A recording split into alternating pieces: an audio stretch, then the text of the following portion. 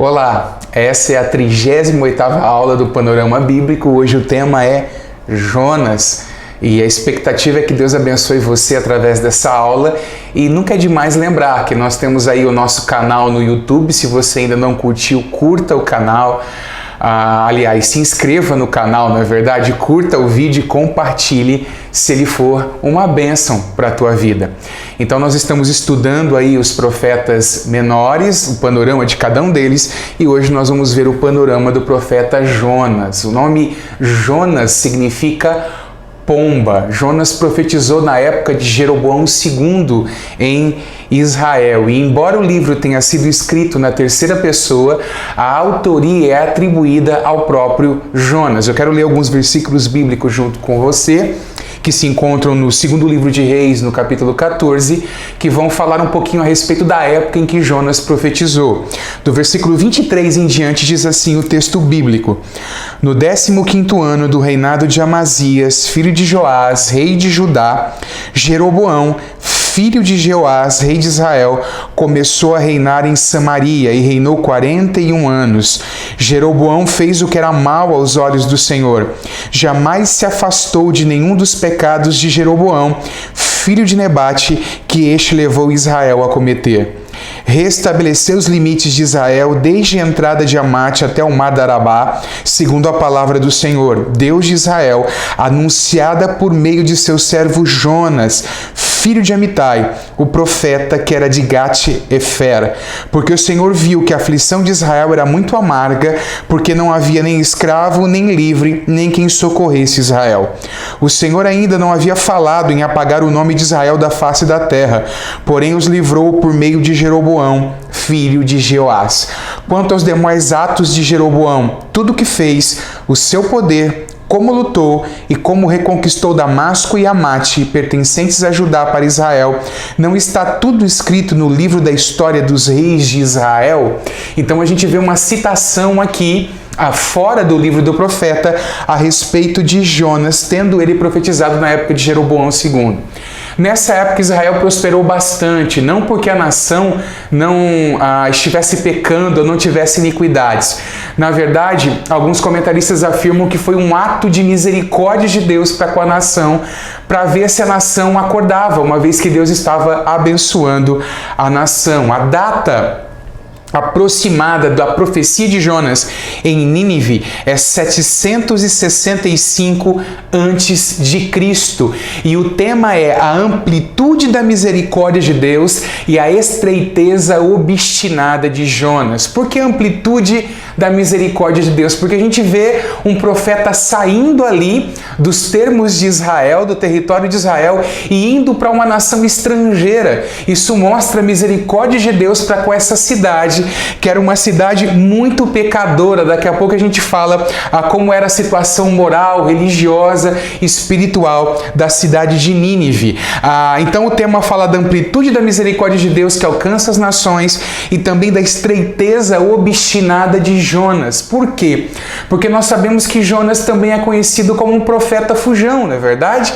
Ele recebe a ordem do Senhor para ir profetizar em Nínive, no entanto, ele toma um navio para um outro lugar, para uma direção diferente, não é? E mesmo lá em Nínive, tendo profetizado, a gente percebe que depois que ele profetiza e a cidade se converte pela pregação de Jonas, no entanto, Jonas ainda conserva um coração tanto quanto endurecido para com o povo de Nínive. A historicidade do livro. Alguns questionam que esse livro seja um livro histórico. Os críticos modernos fazem esses questionamentos. Há dois pontos de vista com relação ao livro. O primeiro é alegórico, que essa história não teria acontecido, é apenas uma história para trazer aplicações para a nossa vida. E o outro é literal ou histórico. Obviamente, nós abraçamos o ponto de vista literal ou histórico. Eu quero passar para você agora alguns elementos, alguns argumentos, melhor dizendo, a favor da historicidade do livro de Jonas. O primeiro deles é que o livro refere-se a povo e lugares antigos que são específicos Deus. E não passa para a gente uma indicação de ser uma história fictícia. Jonas é identificado como filho de Amitai, tanto nesse texto que nós lemos de 2 Reis 14:25, como no primeiro versículo do livro de Jonas. Então é dado o nome do pai de Jonas. A tradição judaica autentica ou testifica a historicidade do livro. Cristo, ao falar de Jonas e dos acontecimentos do livro, não trata como algo alegórico. Trata como algo que de fato teria acontecido, como algo histórico. A gente pode ver, por exemplo, em Mateus 12, de 40 a 42, Jesus se referindo ao livro, ao profeta, dizendo o seguinte: porque assim como Jonas esteve 3 dias e 3 noites no ventre do grande peixe, assim o Filho do Homem estará 3 dias e 3 noites no coração da terra. O versículo 41 diz: ninivitas se levantarão no juízo com esta geração e a condenarão, porque se arrependeram com a pregação de Jonas. E aqui está quem é maior do que Jonas. Então a gente percebe que ao tratar do profeta e do livro, dos acontecimentos do livro, Jesus trata como algo que de fato tinha acontecido, como algo histórico. Há uma outra referência que eu não vou ler agora, que se encontra em Lucas 11, 29 a 32. Essa referência está no material, no esboço que é postado no nosso grupo no Telegram. E se você não sabe disso, você pode fazer parte do grupo da IBV no Telegram e receber tanto os esboços do PB quanto os esboços das mensagens e estudos que são trazidos para a Igreja Batista Videira. Então vamos lá. O quinto argumento é que Jonas ficou alojado no grande peixe. E a história secular nos conta semelhantes casos, embora em escala menor. E o sexto argumento, para a gente finalizar essa parte acerca da historicidade do livro de Jonas, é que não aceitar essa história como verdadeira, em virtude de seus elementos miraculosos, é questionar toda a estrutura sobrenatural da Bíblia. Nós não podemos tirar o sobrenatural da história bíblica e também não podemos tirar o sobrenatural do Evangelho de Jesus Cristo. Bom, vamos lá. Vamos falar um pouco então a respeito da cidade de Nínive. Nínive ficava a 960 quilômetros de Israel. Naquela época era uma viagem de 3 meses. Calcula-se que a população de Nínive era em torno de 600 mil habitantes. Para você ter aí um pouco de noção, pensando na nossa cidade aqui de Araçatuba, seriam 3 Araçatubas juntas em termos populacionais. Não estou falando de extensão territorial, eu estou falando de população. Foi uma cidade estabelecida na antiguidade por Nimrod. Isso a gente encontra em Gênesis 10, 11. Politicamente, a nação estava em declínio e religiosamente começou a existir em um certo momento na história de Nínive uma inclinação para o monoteísmo. O povo abandonando o politeísmo e passando a adorar um único Deus. Isso especificamente no reinado de um dos seus reis, chamado Adad-Nirari III, que morreu no ano 782 a.C. Historiadores afirmam que algumas calamidades começaram a acontecer na cidade de Nínive antes da chegada do profeta Jonas, o que talvez preparou o coração daquele povo para receber a mensagem que o profeta estava trazendo. Moralmente, eles eram conhecidos como uma raça sensual e cruel. Eles eram tremendamente violentos. Os ninivitas viviam de pilhagens e eles orgulhosamente traziam as cabeças dos povos que eles pilhavam, voltando das suas conquistas, das suas violentas pilhagens. O objetivo do livro de Jonas é declarar a universalidade tanto do julgamento quanto da graça divina. Nós sabemos pela história bíblica que há um dia determinado por Deus em que Deus julgará todos os homens. E esse livro fala a respeito do julgamento de Deus, mas também fala da graça divina. Porque para um povo, como descrito aqui anteriormente, sensual, cruel, Deus oferece a sua misericórdia. Aqui a gente pode ver o interesse de Deus pelos perdidos, coisa que não pode sair de dentro do nosso coração, porque a mensagem do Evangelho, a mensagem da crença, da fé, do arrependimento e da fé em Jesus Cristo é uma mensagem que é pregada ao perdido, a todos os homens. Vamos então agora passar às contribuições singulares do livro do profeta Jonas. Na verdade, a mensagem de Jonas ela é concisa. Na nossa língua, é uma mensagem com 7 palavras. Na língua hebraica, é uma mensagem com 5 palavras apenas. Você pode ver que a pregação de Jonas, lá em Nínive, era a seguinte: ainda 40 dias e Nínive será subvertida. Essa era a pregação do profeta, ok? Vamos lá, a gente percebe milagres aqui dentro do livro do profeta Jonas. Quando ele resolve fugir para Tarsis, você sabe que o barco onde ele estava foi acometido por uma tempestade e depois que Jonas é lançado ao mar, o que acontece? O mar se acalma, se aquieta. A gente vê um milagre aí. A gente vê como um outro milagre também a preservação de Jonas dentro do grande peixe, que a gente pode afirmar que é baleia. Pelo menos eu não tenho conhecimento de outro peixe tão grande onde Jonas pudesse ter passado ali 3 dias no ventre. O arrependimento da cidade de Nínive também é um grande milagre. E a gente pode falar também do rápido crescimento daquela planta que cresceu e fazia sombra sobre Jonas e o surgimento daquele verme que fez morrer a planta também como milagres, como sinais do Senhor. Vamos lá então, arrependimento da cidade de Nínive. Embora fossem grandes pecadores contra o Senhor, através da pregação do profeta, a cidade se arrepende toda. Eu gostaria de ler com você Jonas capítulo 3, do versículo 5 até o versículo de número 9. Diz assim o texto de Jonas, capítulo 3, do versículo 5 ao 9. Os ninivitas creram em Deus, proclamaram um jejum e vestiram roupa feita de pano de saco, desde o maior até o menor. Quando esta notícia chegou ao rei de Nínive, ele se levantou do seu trono, tirou os trajes reais, cobriu-se de pano de saco e sentou-se sobre cinzas. E mandou proclamar e divulgar em Nínive o seguinte: por mandado do rei e dos seus nobres, ninguém, nem mesmo os animais, bois e ovelhas, pode comer coisa alguma. Não lhes deem pasto, nem deixem que beba água. Todos devem ser cobertos de pano de saco, tanto as pessoas como os animais. A cobertura com pano de saco era um exemplo, um sinal exterior de uma humilhação interior.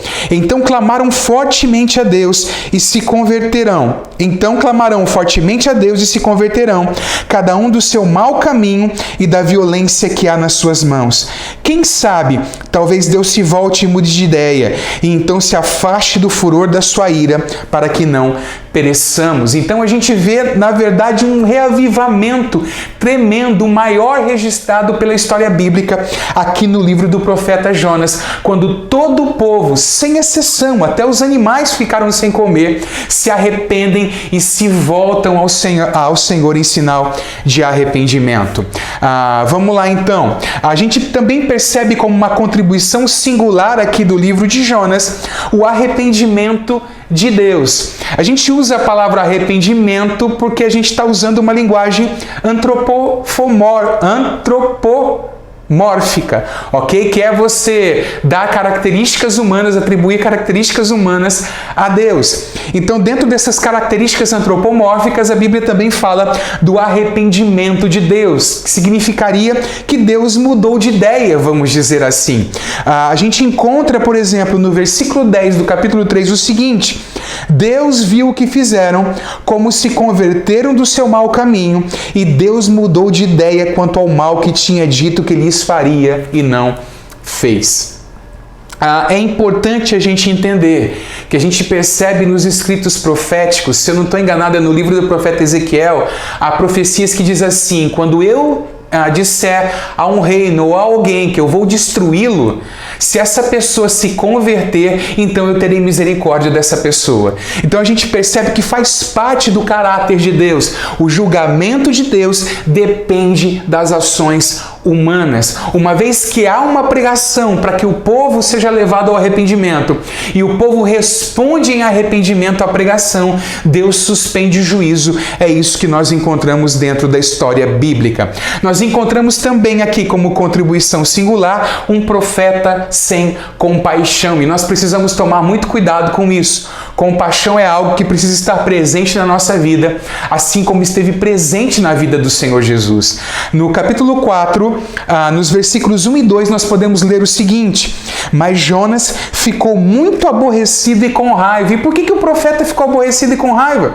Porque ele pregou e o juízo não veio, o povo se arrependeu. E o versículo 2 diz assim: ele orou ao Senhor e disse: ah, Senhor, não foi isso que eu disse estando ainda na minha terra?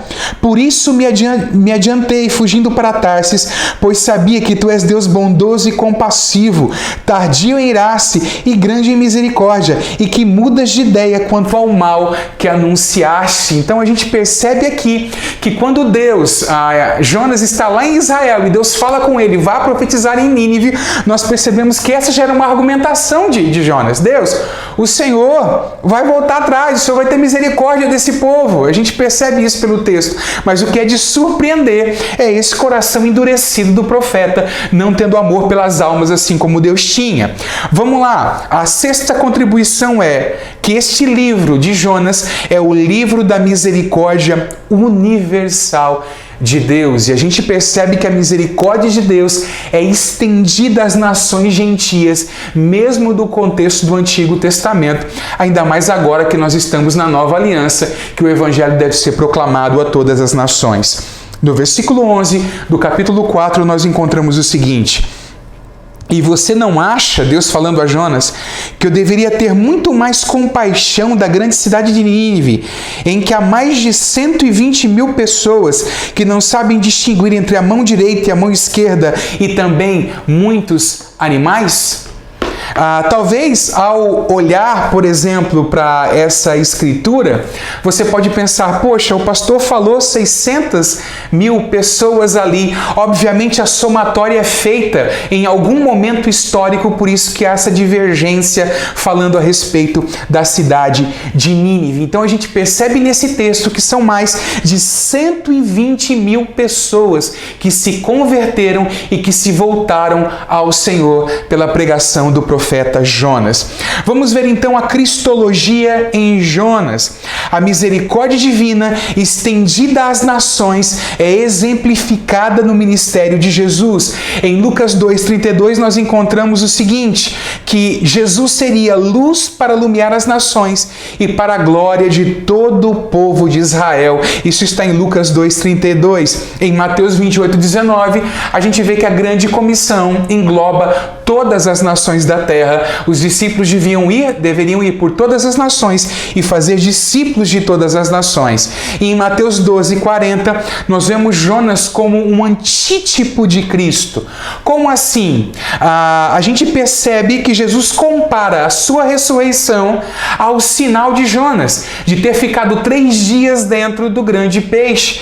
E Jesus vai dizer que assim como ele ficou 3 dias dentro do grande peixe, assim aconteceria também com o Filho do Homem, mas pensando, obviamente, Jesus falando a respeito do seu sepultamento, do tempo em que ele ainda estaria morto. A gente termina aqui a nossa 38ª aula do Panorama Bíblico, o livro do profeta Jonas. Leia esse livro, são só 4 capítulos, são só alguns minutos de leitura para você conhecer um pouco melhor a respeito da vida desse profeta.